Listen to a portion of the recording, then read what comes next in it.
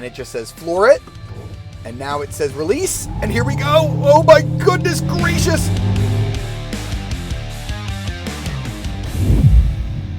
What's up everybody, Jared here with carbuzz.com, and I am finally getting a chance to spend a week with the 2024 Hummer EV SUV. It's a little bit of a mouthful. I don't love GMC's naming conventions, but a little over a year ago, I was able to spend a week with the EV pickup, which is the pickup truck version of this car. As you can see, this is the SUV. Very reminiscent of the old Hummer H2, although GM no longer uses that nomenclature to describe the Hummer vehicles, now that they fall under the GMC brand, which you may not have known at this some point. I know some people have been living under a rock, but the Hummer brand exists as a sub-brand under GMC. You can see that here as I get up close. You can see that we have our little blacked out GMC logo. We are reviewing the 3X version of the SUV, which is the kind of top version. There is a special edition above this that we will talk about a little bit. It's called the Omega Edition, so we will talk about that in a little bit. But let's first talk about the front end styling. Very traditional, rugged, crazy Hummer styling. You either are going to love or hate it. They've modernized it a little bit with this connected headlight bar that I just think looks so cool. Our main headlights are actually going to be hidden down there, but you have this really cool look here. I can fire it up now. You can see there's a cool animation. When that fires up, you have the word Hummer in there with the little EV down there at the end. Now, the other thing that these headlights do that are really cool is these will actually show like a charging animation when it's plugged in. I think it looks really darn cool. We've got our tow hooks down here. We have a tremendous amount of ground clearance. We've got 16 inches of ground clearance here, which is quite good. I believe that the clearances on this SUV model are actually going to be better than on the pickup truck. We do have a shorter wheelbase here by about 9 inches. So this thing is very wide, very tall, but it is 9 inches in the wheelbase shorter than the pickup truck. So if you can't quite fit it lengthwise in your garage or your driveway, the SUV might be the better option here.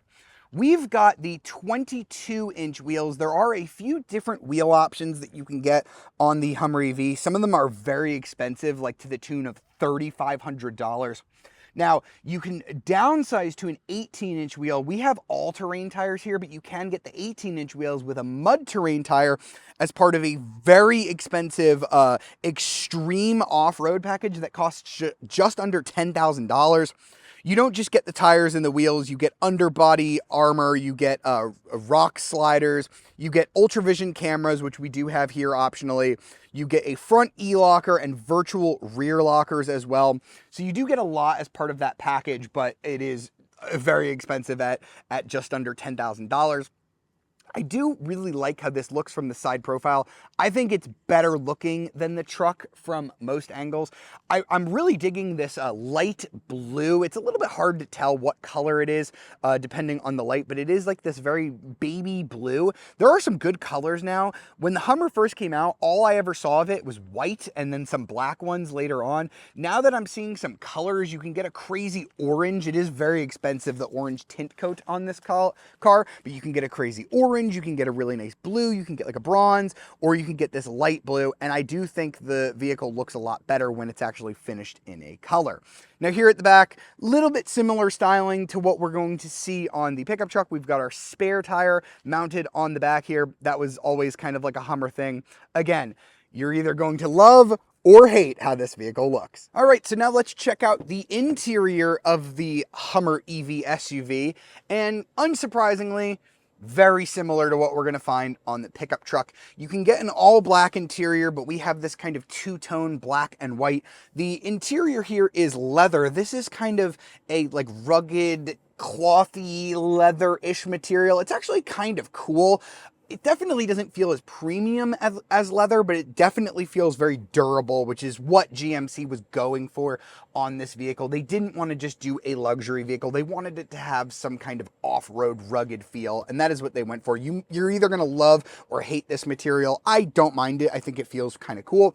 We do have these goldy bronze accents throughout the cabin as well that say Hummer EV. You'll find more of those as well. You can see more of this white here on the door trim here. You see it says Hummer EV embossed in here.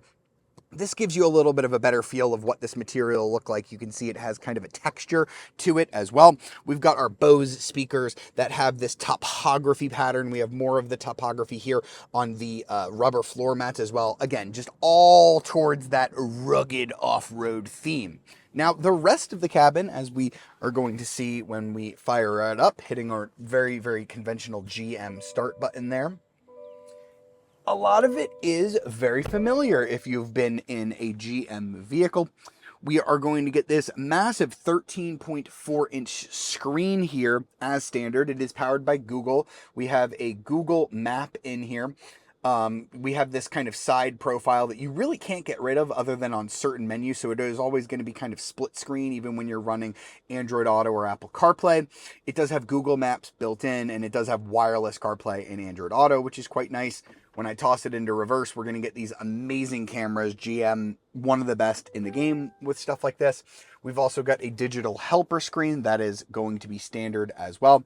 I do think that this has gotten a little bit better in vehicles like the GMC Sierra Denali that I've driven that feels a little bit quicker here. We do have some drive modes down here that you can play around with.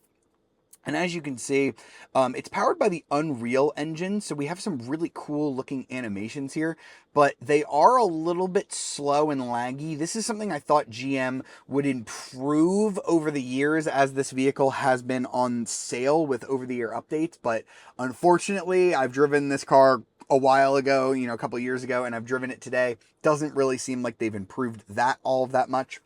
And then the overall build quality in here, there's just a lot of plastic in a vehicle that costs over $100,000, although we'll talk about the price a little bit later. There are nicer pickup trucks from GMC. If you just want a premium experience, I think the Denali's, especially the Denali Ultimates, do feel a little bit nicer in here. That being said, we do have our digital rear view mirror. We've got dual zone automatic climate control. We've got heated and ventilated seats that have one of the loudest ventilation fans that I have ever heard in a vehicle. We've got tons of space. We've got our wireless charger here, cup holders here, little storage here with a huge amount of storage in there as well. So that is quite nice. And then the other thing that we have here, which is optional, I believe it's a $2,000 package. I'm going to go ahead and shut this off so it stops giving me the GM chime. We do have our transparent infinity sky panel roof here, which is not standard on the Hummer. I thought it was at one point, but it is actually optional here on the SUV, but it's kind of a neat feature. You can undo one latch up here and another one right here, so not too difficult.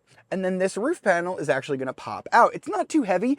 This portion is actually made from kind of like a plexiglass material here. I remember them being a little bit more transparent and see-through, that you could kind of treat it like a moonroof. This one, as you can see, is very darkened. You literally can't see anything out of it, which I technically prefer, especially living in Florida where it is very hot and very sunny. But you can take these out. That crossbar is going to remain, but you can remove it. So these are technically T-tops, but the middle is removable there. I don't really know why you'd remove it. You're not going to get that much more wind. There is another crossbar there at the back. You can actually remove those 4 panels as well, although that rear middle panel isn't going to be removable like this front one. Now, moving along into the back seat, not too different from the Hummer truck. We've got a bench seat back here with just kind of your simple cup holder and armrest setup there. You can recline these seats a little bit as well. We do have heated seats back here, no ventilation available, plenty of leg room, plenty of headroom as well. We do have our own climate controls and USB ports back here. Not too much to talk about. It is kind of nice that you can take the roofs off back here as well, so that kids can also enjoy some of that open top experience, a bit like a Jeep Wrangler. Now, here in the trunk, the SUV does differ very, very much from the pickup truck. Instead of having a truck bed, you've got this weird side opening power trunk operation here. Now, I've kind of never seen like a power operated one that opens to the side like this. It is very long. It's got the spare tire on the back of it. So it does take up quite a lot of space. If you're backing up somewhere, you might not be able to open your trunk, which is kind of weird. You can actually drop down this rear window, which is a really nice feature, just like a Toyota 4Runner, although I have not found an easy way to do so from the outside. So it's not super convenient in terms of just throwing something in there, which is a little bit annoying. The trunk space is pretty decent. I mean, we've got about 36 cubic feet of space back here. This is just a huge vehicle, so you're gonna have a decent amount of space. That being said, look at how high up this is. You've got the whole bumper right there, and then from the opening, you actually have all of this floor here as well. So you are going to have to lift heavy boxes quite high up to get into here. And you can fold down the rear seats pretty easily. You've got two buttons to do so right here. Just click them and it's going to fold down really easily. That's going to open just under 82 cubic feet of space, which sounds really good until you realize that the Kia EV9, which is a much smaller overall vehicle with a much smaller footprint that also has a third row, has exactly 82 cubic feet. And the Rivian R1S, which I would consider a competitor to this, has 104.7 cubic feet of space. So I think you can definitely get away with the Hummer as a practical family vehicle, but it does not utilize its space really well. That is not what this vehicle was built for. But if for some reason the storage in the back is not enough for you, you do also have a frunk, and quite a huge one at that. There is a button out here that releases it. You can also do it from the key fob or from the inside of the vehicle. And as you can see, the area where the gasoline engine would have gone if this was a gasoline vehicle is massive. You can fit so much in here. This is actually the bag to fit the sky panel roofs. You can actually fit all 4 panels up here in the front.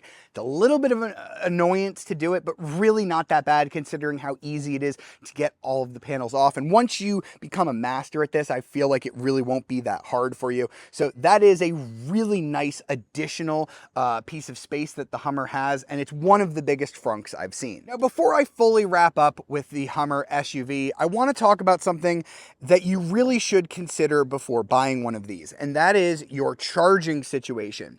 So GM is a little bit weird about telling us how big the batteries are on its Ultium vehicles, which is the platform that this Hummer and a bunch of other vehicles ride on. But using some math, we can extrapolate that the Hummer pickup truck, which has a 24 module, that's what GM calls it, modules. The 24 module battery has 212 kilowatt hours of usable capacity. That is massive. To give you a comparison, something like a Tesla Model S has like 100 kilowatt hours. Now this SUV is a 20 module battery, a little bit smaller, but that's still 177 kilowatt hours. That is massive. Now, you do have really fast charging to offset that. We have 800 volts. The SUV can run 300 kilowatts. That is very, very fast speed. GM doesn't quote like a 10 to 80 because the battery is so big and I don't think the number would look that great. But they say you can add, I believe it's like 114 miles of range in like 10 minutes of charging. So if you extrapolate that, you should be able to charge in under 30 minutes, maybe. On a slow charger, not so much. Now, this car can actually accept a lot on a level 2 charger. You can get 19.2 kilowatts on a level 2 charger. That's really fast, among the fastest of any EV you can buy today.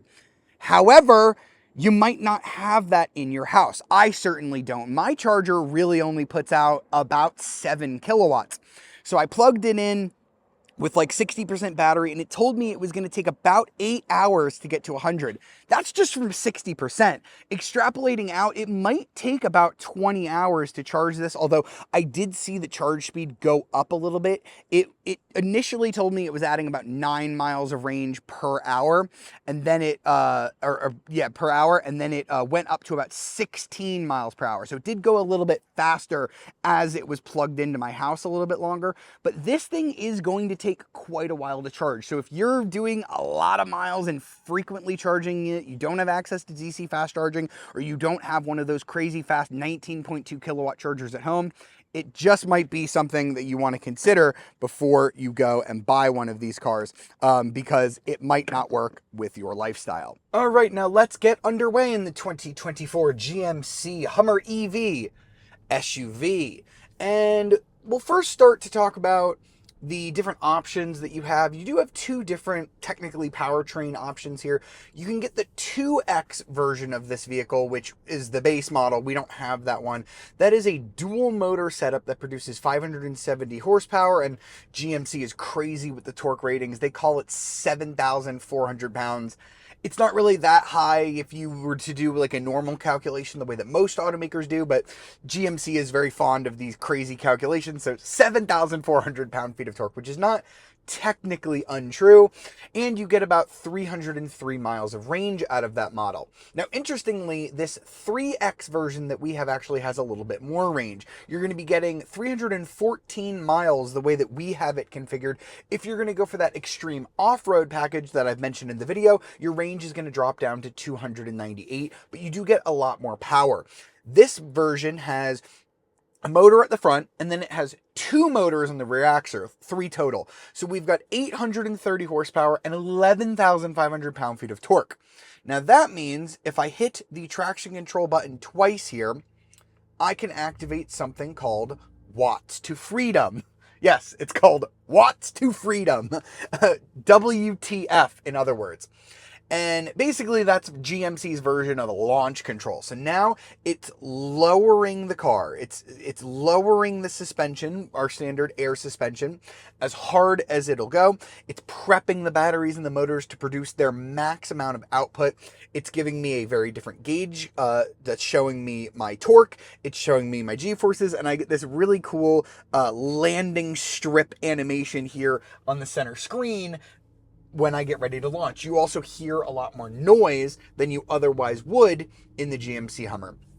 So basically what it's going to tell me to do is left foot brake. It's going to tell me to really, really put my foot down, and then it just says floor it. And now it says release, and here we go. Oh my goodness gracious. Oh my goodness. Oh my gosh. That was 0 to 60 in our data recorder says 3.98 seconds.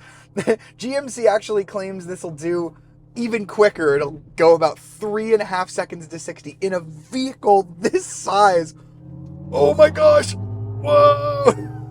Oh, it really accelerates hard when you are in Watts to Freedom mode. And I do not really recommend driving around in this mode. GMC actually doesn't as well. It's doing a lot to get that level of power and acceleration out, to the detriment of your range and overall battery life. So what I'm gonna go ahead and do now is turn off Watts to Freedom by clicking the traction control button one more time and putting the vehicle back into its normal mode. So now that we are back in normal mode, the Hummer is not producing the full 830 horsepower. At least I believe that is the case. It was the case with the pickup truck that you can get actually 1,000 horsepower out of that motor. It has a little bit larger batteries, which is why it's a little bit more powerful than this SUV model, but it doesn't produce the full 1,000 all the time. You had to activate Watts to Freedom. Now that we're driving around normally, the air suspension is much softer. You can definitely feel it firms up, to not move the vehicle around quite as much when you're in Watts to Freedom. And the interesting thing is, when you have this much power, oh my gosh, it literally bucks the whole car. You can feel the front end just fly forward, almost like a boat accelerating. It just really moves about a lot when you hit the throttle, and it doesn't feel quite as fast when it's not in Watts to Freedom, but it is still incredible that a vehicle like this can actually move the way it does. That being said, despite being incredibly fast in a straight line, the GMC Hummer is not a sports car. When you take it on a winding road like the one I am on now, the steering is not doing much to communicate with you. The suspension is very roly-poly. EVs are supposed to have this low center of gravity, but this thing just weighs so much, and it's got such softly sprung suspension, and we're on all-terrain tires, and you can get mud terrain tires. It's just not a very sporty experience. I'm not chucking this down a canyon road or a back road and really enjoying the experience.